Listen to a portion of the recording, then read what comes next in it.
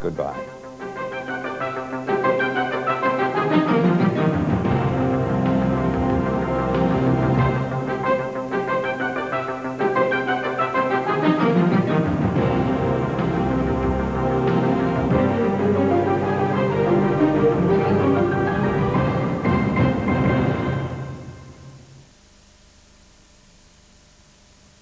Soothing, toning, cooling. Aftershave cooling gel, new from Lynx. Nestle Clusters, crispy whole wheat flakes with chunks of walnuts, pecans and almonds combined in delicious nuggets. It's so nutty, chances are you won't be the only one to appreciate it. If you like nuts, you'll love Nestle Clusters. Just talking about sensitive skin makes me go all blotchy. It may look fresh and smooth now, but if I can't use a normal moisturiser, what then? These days, I don't let it irritate me. Oil of Ulay, hypoallergenic, pure white, clinically proven to care for even the most sensitive skin. It moisturizes deep down whilst avoiding irritation. After all, young-looking skin doesn't grow on trees. Oil of Ulay, hypoallergenic, twice a day, because Ulay is young-looking skin. For me, the best hair colour is a colour with superb shine and a colour that lasts. Now I found it. Casting by L'Oreal, the tone-on-tone shampoo-in colorant. Just twist and apply. Casting, so easy to use. Casting, so gentle with no ammonia. Casting from L'Oreal, the deep shine colour that lasts. Casting makes my natural hair colour more beautiful than ever, and it lasts. Casting, the deep shine colorant from L'Oreal. Tonight, from Catherine Cookson, a story of passion and survival. You can't live here. The dwelling. The Dwelling Place. Starring Tracy Whitwell. City, no matter what happens, my heart's yours. You are my heir, Clyde. You will be lord of this house. And James Fox. Order what you do makes me sick. Catherine Cookson's The Dwelling Place, starting tonight at 8.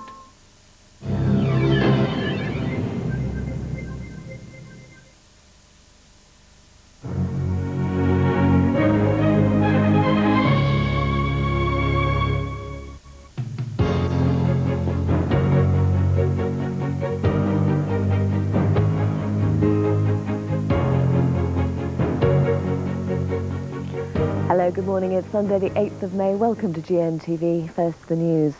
Tory MP Michael Brown has resigned as a junior government whip after allegations in a Sunday newspaper about his personal life.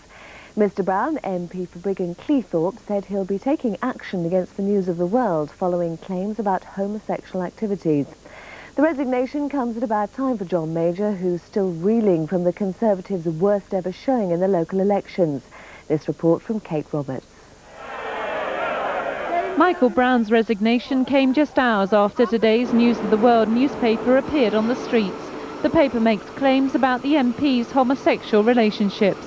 In a statement released late last night, Mr Brown said, "I've resigned from the government so that I can be free to take legal advice following allegations made against me." Earlier this year, as gay rights activists mounted a vigil outside the Commons, Michael Brown was among the MPs who voted in favour of the age of homosexual consent to be lowered to 16. It was defeated, but MPs compromised on 18. Michael Brown's resignation follows Tim Yo's departure and Lord Caithness' resignation as Transport Minister. It couldn't have come at a worse time for John Major. After the disastrous local election results, the papers will once again be full of political scandals, which will do nothing to help the Tories' prospects in the Euro elections. Kate Roberts, GMTV News. Cabinet Minister Michael Portillo has angrily denied a report in today's Mail on Sunday that claims he's set up a personal think tank to promote his leadership ambitions. Mr Portillo, who's Chief Secretary to the Treasury, said it was a smear intended to damage him and undermine the government. Police are continuing to search woodland in Southern Ireland as fears for the safety of an Irish mother and her 3-year-old son increase. Imelda and Liam Riney disappeared with Father Joseph Walsh on Friday. His body was found near his burned-out car at Craigwood in County Clare yesterday. He'd been shot in the head. 20-year-old Brendan O'Donnell, known locally as the Fox, is being questioned about the disappearances. An inquiry is underway after a 7-month-old boy had the wrong kidney removed in an operation at Aberdeen Royal Children's Hospital. Baby Christopher McKinley's only healthy kidney was removed instead of the defective organ. He's now surviving on a dialysis machine. More than 100 Britons should arrive home today after being evacuated out of war-torn Yemen. They were among 800 Britons stranded when fierce fighting broke out on Wednesday between rival troops from North and South Yemen. Some escaped on board a French warship, others on an American military aircraft. Hercules transport planes are now on standby at RAF Lynham in Wiltshire in case the civil war escalates. Well, sport now, and Everton escaped relegation into the First Division with just 8 minutes to spare. They beat Wimbledon in dramatic style, Sonia Legg reports. Everton knew they had to win to avoid relegation, but it was Wimbledon who took an early lead at Goodison Park, scoring twice in the first 20 minutes. The second goal, an Andy Clark shot, deflected by Gary Ablett into his own net. 4 minutes later, Graham Stewart Everton, and a victory which sparked wild scenes of celebration as Everton fans poured onto the pitch. Their team will continue their 40-year association with top-flight football. Sonia Legg, GMTV News. While Everton celebrate, Sheffield United are coming to terms with relegation. They started their match against Chelsea 4 places clear of the relegation zone, and Justine Flo confidently scored the first goal. 90 minutes later at 2-2 they were still safe, but in the dying seconds Mark Symes scored the winner, creating misery for United fans. Other teams to go down were Oldham and Swindon. They'll be replaced by Crystal Palace and Nottingham Forest. In Division 2, Reading and Port Vale are promoted, as are Shrewsbury, Chester and Crewe in Division 3. In Scotland, Rangers were confirmed as champions for the 6th year running after Motherwell failed to win. Rugby now, Bath beat Leicester 21-9 in the Pilkington Cup final at Twickenham. Mike Catt scored the winning try 5 minutes from time. A world record crowd of 68,000 watched John Hall collect the trophy. It's Bath's 8th cup win in 11 seasons, and they've already won the league. In the Swalek Cup final, Cardiff beat Llanelli 15-8, Raya diving over in the corner to score the winning try. Golf, and Scotland's Gary Orr goes into the final round of the Benson Hedges Open at St Melian, 1 stroke ahead of Steve Ballesteros. The Spaniard had led by 1 stroke at the halfway stage. Ballesteros is hoping to win his first tournament for 26 months. Good news. And finally, a young muntjac deer that was run over and almost crushed to death has become the first bionic Bambi. The deer, christened Elvis, has had 2 of its legs rebuilt with the help of metal pins. It's the first time that vets at St Tiggywinkle's Wildlife Hospital in Buckinghamshire have carried out such a complicated procedure. Well, Elvis should soon be able to enjoy a full and active life. Happy ending. That's the news so far. We'll be back after the break, though, with Time Shift.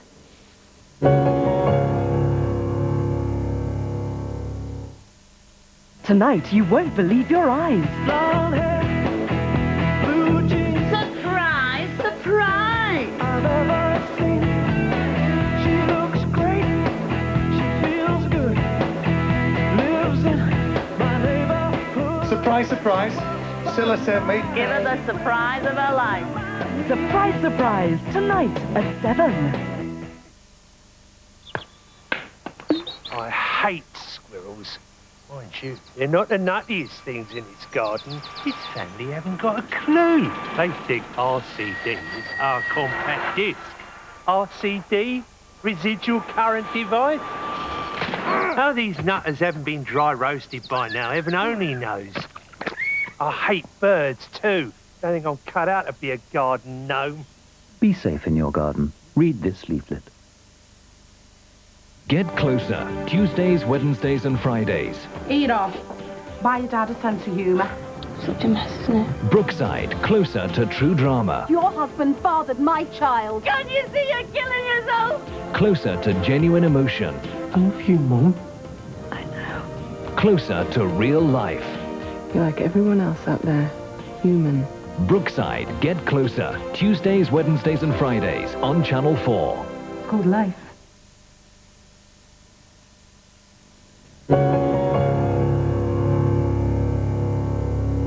Hello again, welcome to another edition of Time Shift. I'm Anne Davis, and joining me as usual is Wendy Ebsworth, our resident signer for the deaf and hard of hearing. Morning, Wendy. Now, this week's headlines. The Conservative Party are hammered in local elections. Israeli and Palestinian leaders agree an historic peace pact on Gaza, and the Channel Tunnel is opened, but not to the public. But first, the Conservative Party are still reeling after suffering their worst ever defeat in local government elections. It puts John Major's leadership under increasing pressure. Tory chairman Sir Norman Fowler has promised that the party will bounce back. Overall, Labour gained 4 councils, the Liberal Democrats 9, and the Conservatives lost 17. This from our political reporter Sean Jarvis. In the biggest test of public opinion since the general election, the Conservatives have performed disastrously, relegated into 3rd place in local party politics, lagging behind the Liberal Democrats. Tory councillors are angry. They feel continual wrangling within the party at Westminster lost them public support. They've chosen to look at the national issues. I feel that that is a disappointing result for the Conservative Party, but that's the way it is. Those who write us off as a result of these election results are completely mistaken. We will come back and we will recover. But some surprising victories for Labour. In London, they took control of Tower Hamlets, stopping the advance of the British National Party. It is a very powerful vote against the Tories, but I believe it's a very substantial endorsement of the policies of the Labour Party and the way they're developing, and particularly of John Smith's leadership. But it's the Liberal Democrats who are claiming most of the glory as they move into 2nd place in the party rankings. Their major triumphs in Bath, Tunbridge Wells and Eastleigh. I think that the story is quite clear that we are now the 2nd major party in local government in United Kingdom politics, and we are taking seats off both the other major parties in their own heartlands. That's the good news message that we take from the results this evening. This is the worst election result on record for the Conservatives, whatever the gloss party managers put on it. Some at Westminster are predicting that a similar result in the Euro elections next month could leave John Major facing intense pressure to resign. Sean Jarvis, GMTV News. The Queen and President Mitterrand have opened the Channel Tunnel. The £10 billion project has been plagued by problems. There's still no firm date for the link to be open to the public. And in France, some people are far from keen about the idea of being linked to Britain. This report from our chief correspondent, Sue Saville. This is what should have been happening, the public able to drive onto Le Shuttle for the journey through the Channel Tunnel. But without safety certificates yet, this service won't be ready until at least July. And for passengers on the new Eurostar service leaving London, it's even more vague. We haven't yet announced a specific start date. We are starting to test the trains. We've already gone some way down the road on that project. You can see one of them behind me, and they are running well. But we still have a way to go on that testing programme. As soon as we're ready to go, we shall make an announcement. The £10 billion project will mean that France is just an hour away by car, but there are already fears of terrorist attacks on the tunnel. There is no portable weapon available to terrorists anywhere that is going to dislodge the tunnel. It simply is far too strong. In France, those who've benefited from 7 million ferry passengers shopping each year now fear that Calais will be bypassed. Our retail people are afraid that there will be less people stopping in Calais, or maybe some big hypermarket might be built near the tunnel. Over budget, behind schedule and politically controversial, but the Channel Tunnel is no longer an engineer's dream, it's a reality. The official opening by the Queen means that, for better, for worse, Britain is now physically joined to the rest of Europe. Sue Saville, GMTV News. There is now hope of an end to the slaughter in Rwanda after the government and rebel fighters signed a ceasefire. The fighting continues in the capital Kigali as rebels try to gain control of the town. The death toll over past weeks is now estimated to be as high as 200,000. At least 1.25 million people have been forced to flee their homes. Israeli and Palestinian leaders worked throughout Tuesday night to resolve the remaining obstacles to the peace agreement, which was eventually signed on Wednesday. The historic peace pact marks the beginning of Israel's withdrawal from the Gaza Strip and occupied West Bank of Jericho. Oni Bhattacharya reports. For almost 27 years, Palestinians and Israelis have been at loggerheads over self-rule in the occupied territories of the West Bank and Gaza. Hours before the agreement was due to be signed, they were still accusing each other of last-minute obstructions. But discussions through the night led to a final breakthrough. They have agreed on everything. The document is being finalized now with the maps in order to be signed. The signing today could mean Israeli forces withdrawing from Gaza, which has been occupied by them since the 1967 war. But as peace is negotiated by Israeli and PLO leaders, the region continues to be a flashpoint for violence. All Palestinians who oppose the peace process will carry on attacking Israeli soldiers, as well as settlers have expressed the same thing. The biggest task, though, is rebuilding the economy in the territories. Since the 1967 occupation, Gaza, one of the most densely populated areas in the world, has become little more than a refugee camp. Oni Bhattacharya, GMTV News. In America, the FBI is recruiting teenagers as junior secret agents. But the youngsters aren't being trained to use the latest firearms and delve into the criminal underworld. The unique scheme is designed to get young people off the streets and show them there's more to life than guns and drugs. Our Washington correspondent Maxine Morwini investigates. In America, there's a murder every 22 minutes, a rape every 5 minutes, and a robbery every 47 seconds. Many victims are young people, so are many perpetrators. Violent crime, it seems, has become an American childhood disease. In the nation's capital, as in other cities, children are living in fear. Well, sometimes when I do go outside, they be shooting, and I be on my front. They shoot up on the other part of the street, and sometimes I be outside, and I just go in the house because it make me afraid, because a bullet doesn't have a name on it, and I'm mighty afraid that one bullet might hit me. It's not only on the streets, it's also in the schools. This 17-year-old was shot and wounded 4 times by a classmate in the classroom. His crime, he bumped into him. We need the parents' help. We need everybody's help. Too many children in this nation are being held prisoner. Their captors are fear and violence. Their playgrounds are no place to play in. The government is trying with the $22 billion crime bill for more police, tougher sentences and more prisons. But will it really reach the streets where it's needed? We must give our children back their childhood. Working together, we can. These fears are not unfounded. Last year in the United States, over 3,000 juveniles were arrested on murder charges. And in the past 10 years, the number of young people involved in violent crime has risen by 60%. Racing to a better future, they hope. These kids have been offered a way out by the FBI. Accept the position of the Junior Special Agent of the Washington Metropolitan Field Office of the Federal Bureau of Investigation. These are junior FBI agents, part of a 3-year-old program called Junior G-Men.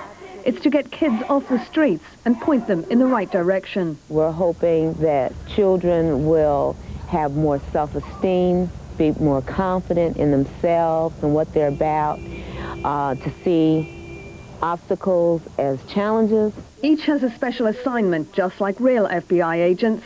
They attend classes, go on trips and assault courses. It's really a safe haven from the violence outside. There's even the occasional visit from the FBI's assistant director. Maybe I'll see you down there that day, okay? All right, be careful out there, okay? It has benefits for everyone. I feel good for being away from the bad students that like to start trouble. It taught me a lot how to say no to drugs. They're doing better in school. They're becoming role models for other children and just basically becoming good American citizens. At the end of the day, the test comes when the students return to the tenements, past the drug dealers and the violence, and home. So far, they've no firm results, but the FBI says if their program can get their kids through, they've succeeded. How you doing today? Good. Close up that coat. All it really takes, says Bobby Wallace, is to care. Yeah. All right. Thank you. You're welcome. Maxine Morwini, GMTV News. There's been a warning that airlines flying over the former Yugoslavia could be at risk. Serbian air traffic controllers say they're running out of spare parts for radar equipment because of United Nations sanctions. A breakdown could cause long delays and jeopardise passenger safety, as James Rogers now reports. Every year, thousands of British holidaymakers flying to Greece and Turkey pass over Serbian airspace. Belgrade, good afternoon, Jet 10 366. Belgrade's radar system is sophisticated, but the air traffic controllers say they're running out of vital spare parts. UN sanctions mean they can't buy the equipment they need. It's crazy that all Western Europe countries are not able to see that we are doing that job for their operators, for their own citizens. 0662, confirm Boeing 757 from Heathrow to Larnaca. British Airways regularly overflies Serbian airspace and says it's satisfied. But one pilot who's inspected the control tower warns a shortage of equipment will mean delays and could put passengers at risk. The system could slowly degrade to the point where we wouldn't recognise the transition from safe passage to a lack of safety. The UN Sanctions Committee has said it will consider any request to export new radar equipment to Belgrade. James Rogers, GMTV News. And staying with aviation news, the Russian airline Aeroflot has come under strong criticism over safety after one of its planes crashed in Siberia, killing everyone on board. It's reported that the captain's teenage son was sitting at the aircraft's controls when the crash happened. The breakup of the Soviet Union has resulted in the disintegration of its national airline, as our Moscow correspondent Sue Jameson discovered. This is 10 times more likely to happen to you when you board a plane in the former Soviet Union than anywhere else in the world. That's official. Safety standards have plummeted as the old Soviet Aeroflot system has fallen apart. Where there was one air company before, now there are over 300. But there are no longer any rules and no one knows who's in charge. And if that scares you, top Russian pilot Oleg Klopetko believes it should. Our work schedules are really dangerous, and people buying tickets have no idea who is at the front of the plane. Pilots are not paid handsomely, and some salaries haven't been paid at all during the last 3 months. So the temptation for them to take bribes and overload planes is strong, as every regular traveller will tell you. You more or less always can get on with the right amount of dollars by doing deals at the last minute with the pilot, but obviously the more people that do that, the more overweight the plane is. And deals are done in cash for fuel, landing and handling. If the money isn't right, planes can be refused landing if the flight has to be diverted. Being told to fly and wait can lead to people being killed. Sometimes frustrated passengers fed up with waiting can take matters into their own hands.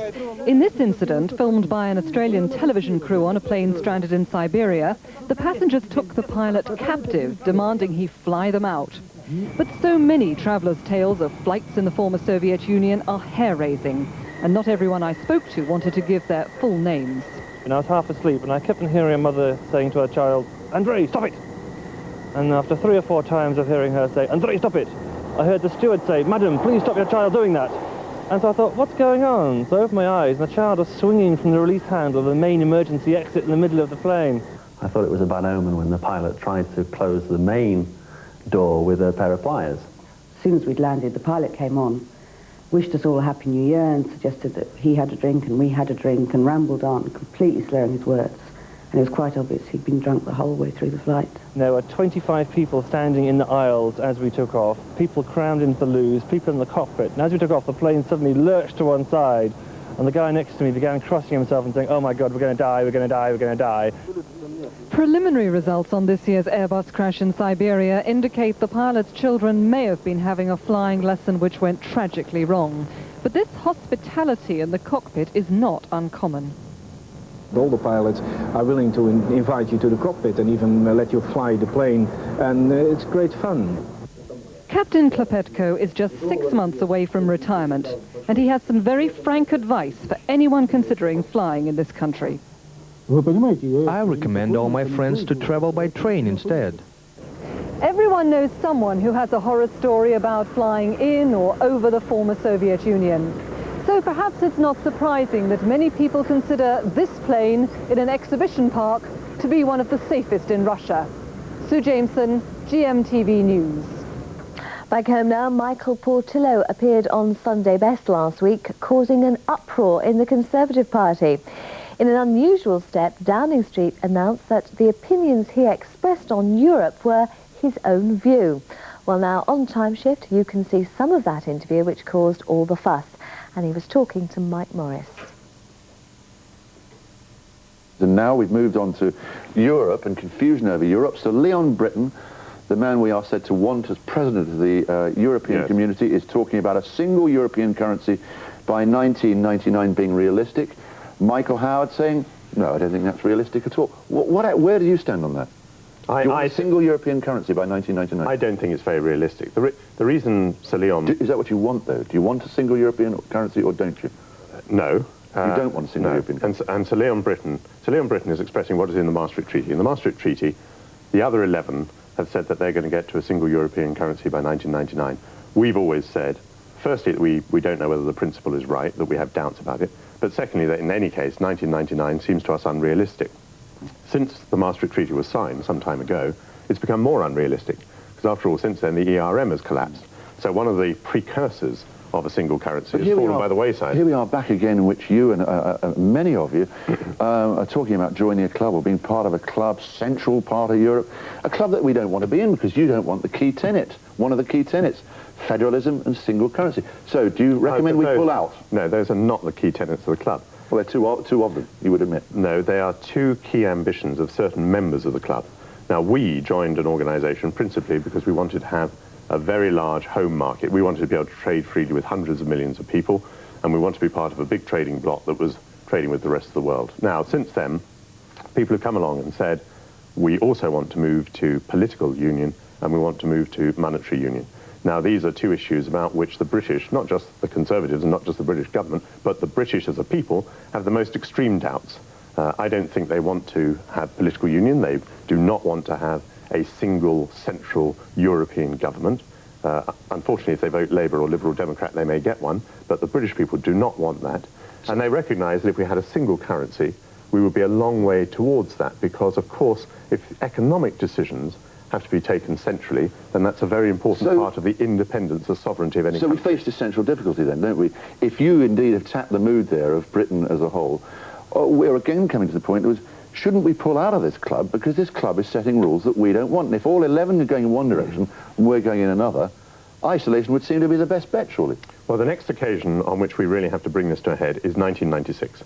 That is the time when we have the next conference, the sort of successor to Maastricht. Now, we will be putting forward a series of propositions to say that the way in which Europe ought to develop is in a loosish sort of way, that we ought to have cooperation on issues where it makes sense, but we should not be ever closer bound by treaty, and we should not be moving towards political union, and that we have strong doubts about monetary union. That is the agenda that we will put forward. Yeah. Now, let me just make the point, maybe what you're going to ask. If we can't get agreement on that, if we are dragged towards something that we cannot put up with, then we have the right of veto, and we would have to use it. The Brazilian embassy in London held a vigil in honour of Ayrton Senna, who was killed in last week's Grand Prix in San Marino. Past and present motor racing champions, including his once bitter rival Alain Prost, carried the driver's coffin as he was buried in Sao Paulo. Lloyd's underwriters and other insurers face an £11 million payout as a result of the accident. Well, we're going to take a break now, but do join us again after the news, when we'll find out why Olympic athlete Chris Akabusi prefers the church to the track nowadays. And I'll also be chatting to the Reverend Steve Chalker all about Motivation Weekend. We'll see you after the break.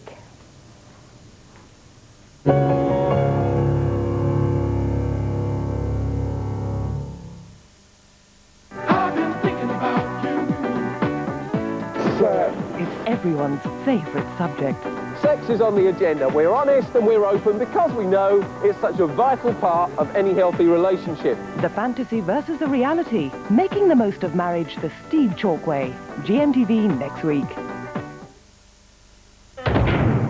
The Boffins at Harpic have designed a toilet freshener with odour neutralisers that help nobble myths. Harpic with odour neutralisers.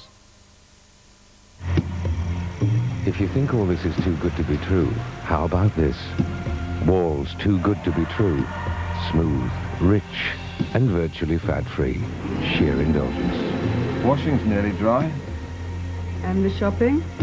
On its way. The taste of wars and virtually fat-free.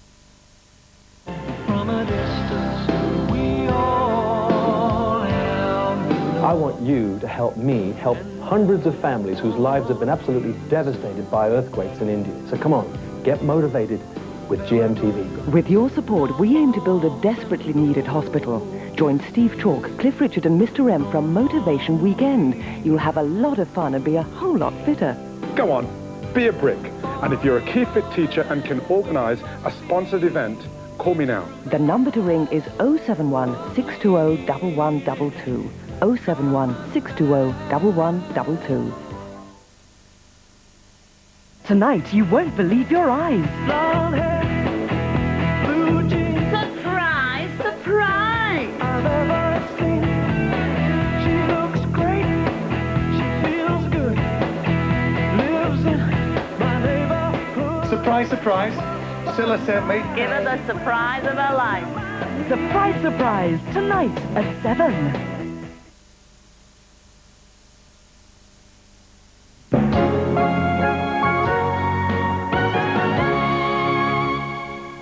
Welcome back. Today's top stories. Tory MP Michael Brown has resigned as a junior government whip after allegations in the Sunday newspaper about his personal life. Mr. Brown, MP for Brigg and Cleethorpes, said he'll be taking action against the News of the World following claims about homosexual activities. This report from Kate Roberts. Michael Brown's resignation came just hours after today's News of the World newspaper appeared on the streets. The paper makes claims about the MP's homosexual relationships. In a statement released late last night, Mr. Brown said, "I've resigned from the government so that I can be free to take legal advice following allegations made against me." Earlier this year, as gay rights activists mounted a vigil outside the Commons, Michael Brown was among the MPs who voted in favour of the age of homosexual consent to be lowered to 16. It was defeated, but MPs compromised on 18. Michael Brown's resignation follows Tim Yo's departure and Lord Caithness's resignation as Transport Minister. It couldn't have come at a worse time for John Major. After the disastrous local election results, the papers will once again be full of political scandals, which will do nothing to help the Tories' prospects in the Euro elections. Kate Roberts, GMTV News. Cabinet Minister Michael Portillo has angrily denied a report in today's Mail on Sunday that claims he's set up a personal think tank to promote his leadership ambitions. Mr. Portillo, who's Chief Secretary to the Treasury, said it was a smear intended to damage him and undermine the government. Police are continuing to search woodland in Southern Ireland as fears for the safety of an Irish mother and her 3-year-old son increase. They disappeared around the same time and from the same area as Father Joseph Walsh. His body was found near his burned-out car at Craigwood in County Clare yesterday. 20-year-old Brendan O'Donnell, known locally as the Fox, is being questioned about the disappearances. An inquiry is underway after a 7-month-old boy had the wrong kidney removed in an operation at Aberdeen Royal Children's Hospital. Baby Christopher McKinley's only healthy kidney was removed instead of the defective organ. He's now surviving on a dialysis machine. Yachtsman Mike Golding has sailed into the history books after completing a round-the-world voyage the wrong way in record time. Golding beat Che Bly's record, which stood for 23 years. Hannah O'Sullivan reports. A hero's welcome for Mike Golding. He knocked 125 days off Shea Blythe's record for sailing single-handed round the world the hard way against prevailing winds and currents. Well, I'm very pleased to be back, and I think the major feeling is one of satisfaction. I feel really satisfied that I've done what I set out to do. Mike's yacht, Group 4, saw some problems during the 28,000-mile trip, but the 33-year-old former fireman took each emergency in his stride. At the celebrations, there were no hard feelings from the previous record holder. I couldn't have wished it to go to a better person, really. And the fact that it stood for 23 years, which in record terms is really quite remarkable. Even as the celebrations get into full swing here in Southampton, the talk is that Mike has his eye firmly set on Ocean Challenge, which takes place in 2 years' time, giving him and his friends plenty of time to recover. Hannah O'Sullivan's GMTV News. On to football, and Everton escaped relegation into the First Division with just 8 minutes to spare. They knew they had to win to avoid relegation, but it was Wimbledon who took an early lead, scoring twice in the first 20 minutes. In the second occasion, and jubilant scenes from the fans. There were no celebrations though for Sheffield, who are coming to terms with relegation. They started their match against Chelsea 4 places clear of the relegation zone, and Justine Flo confidently scored the first goal. 90 minutes later, 2-2, they were still safe, but in the dying seconds, Mark Steen scored the winner, creating misery for United fans. Other teams to go down were Oldham and Swindon. They'll be replaced by Crystal Palace and Nottingham Forest. In Division 2, Reading and Port Vale are promoted, as are Shrewsbury, Chester and Crewe in Division 3. In Scotland, Rangers were confirmed as champions for the 6th year running after Motherwell failed to win. Rugby now, Bath beat Leicester 21-9 in the Pilkington Cup final at Twickenham. Mike Catt scored the winning try 5 minutes from time. A world record crowd of 68,000 watched John Hall collect the trophy. It's Bath's 8th cup win in 11 seasons, and they've already won the league. In the Swalek Cup final, Cardiff beat Llanelli 15-8, Raya diving over in the corner to score the winning try. Golf, and Scotland's Gary Orr goes into the final round of the Benson Hedges Open at St Mellion, 1 stroke ahead of Seve Ballesteros. The Spaniard had led by 1 stroke at the halfway stage. And finally, a young muntjac deer that was run over and almost crushed to death has become the first bionic Bambi. The deer, christened Elvis, has had 2 of its legs rebuilt with the help of metal pins. It's the first time that vets at St Tiggywinkle's Wildlife Hospital in Buckinghamshire have carried out such a complicated procedure, and Elvis should soon be able to enjoy a full and active life. And there'll be more news and sport at 7 o'clock. After the break, though, part 2 of Time Shift. And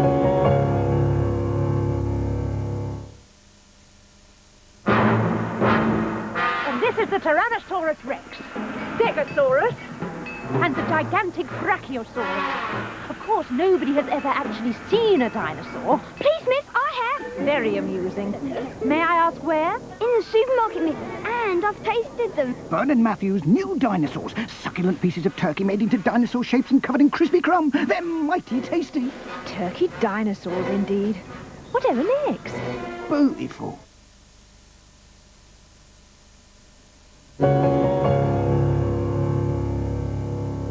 Welcome back to part 2 of Time Shift.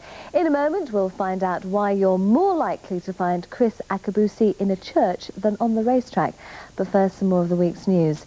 Police in Scotland are searching for a bogus social worker who they believe could be responsible for up to 30 attempted child abductions. Parents have been warned to be extra vigilant. This from our Scotland correspondent, Stephen Jardine. For Dee Sutherland, the simple joy of motherhood has been shattered. The Midlothian woman is the latest Scots mother to come face to face with a bogus social worker on her doorstep. She claimed that she was for the social service department, and it was just something not quite right about her. It's just maternal, I think. And I asked to see some ID, but she took out her pocket, but she flashed it at me, and I couldn't see any of the information that was on it. When challenged, the woman fled with an accomplice empty-handed. A special police team is investigating this incident and 30 similar cases across Scotland. This mother is left wondering how close she came to losing her toddler son and 6-week-old daughter. You don't know what was going to happen, but they could have taken Matthew and Nicola away, and I would be telling the story today, but like it would have been a more tragic one. They would have been killed, or, you know, they could have been abused, anything. Senior police officers believe there are striking similarities between all the incidents. Detectives say they are now closer than ever to catching the people responsible. In the meantime, parents are warned to check the identification of anyone claiming to be a social worker. Stephen Jardine, GMTV News. Britain's marine wildlife is under threat from mismanagement and neglect, according to a report out this week. The Royal Society for the Protection of Birds says urgent action is needed to protect the sea's resources. James Rogers reports. The RSPB campaign sees the opportunity, warns that Britain's seabirds are under threat because they're not getting proper protection. Apart from the problems of pollution, there is overfishing, especially for industrial use. Sand eels are caught to make fertiliser and chicken feed, but they're also an important source of food for puffins and terns. The RSPB says we must have a longer-term strategy for the marine environment. For far too long, we've been thinking of the sea as a massive wilderness, as a colossal fish soup into which we can pour contaminants and from which we can take whatever fish or aggregate sand gravel without